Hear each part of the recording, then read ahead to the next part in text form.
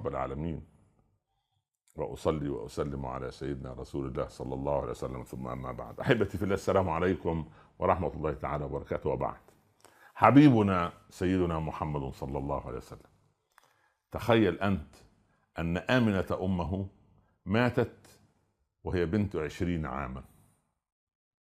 آمنة كان عندها 20 سنة لما ماتت، وأبوها عبد الله توفي وقبض ودفن بالأبواء في يثرب،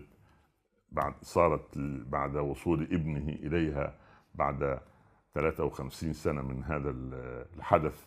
صارت المدينة المنورة. ماتوا عنده 25 سنة. بس في نقطة، لما كان الأطفال أو أبناء أبناء أبو طالب وهو ينام معهم، فكان الأطفال يقوموا شعرهم منكوش ووشهم مغبر. كان يقوم ويستيقظ صلى الله عليه وسلم ممشط الشعر مدهونا. يا الله. فعمه لاحظ، وبعدين أولاد عمه كثر 10، فكانوا يتخاطفوا الطعام وهو لا يخطف الطعام. فكان عمه إذا لم يحضر حبيبنا عليه الصلاة والسلام وهو طفل صغير، كان يحجز له الطعام، وبعدين إذا حضر فأكل معهم الطعام يكفيه، فإذا لم يحضر لا يكفيهم الطعام. فكان أبو طالب يقول: انتظروا حتى يأتي أخوكم محمد. العجيب لما كفله جده وهو في 8 بعد موت أمه، في 6، كان في 6 من عمره، كفله جده. قعد 2 في بيت جده. صحيح الجد كان عنده أبناء كثر، كان عنده 10 أولاد، مش عبد الله والد النبي صلى الله عليه وسلم الابن رقم 10. يعني الرسول عنده 9 أعمام غير أبيه، ف9 دول لهم أولاد. فعبد المطلب مشغول. من التي ربته؟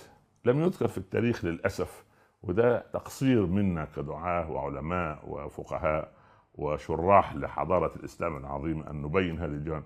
فاطمة بنت عمرو اللي زوجة عبد المطلب هي التي ربت عبد الله أبو النبي صلى الله عليه وسلم، وهي التي أيضا ربت النبي أيام كان عند جده. سبحان الله. وهي تبقى باللهجة العامية بتاعتنا حماة آمنة أم النبي صلى الله عليه وسلم. وآمنة لما مات زوجها، أمر طبيعي أن البنت إذا مات زوجها عادت إلى أهلها، وأهلها فين؟ أهلها في المدينة. لكن لحسن العلاقة بين آمنة وبين أم زوجها فاطمة بنت عمرو جدة النبي صلى الله عليه وسلم استقرت عندهم في مكة. يبقى المدلول فين؟ العلاقة إيه؟ قمة العائلات أو الأسر أو العشائر الفاضلة، فاضلة الخلق، تبقى عندهم ويتربى النبي صلى الله عليه وسلم. ولذلك لاحظت ملاحظة وأنا في هذا العمر،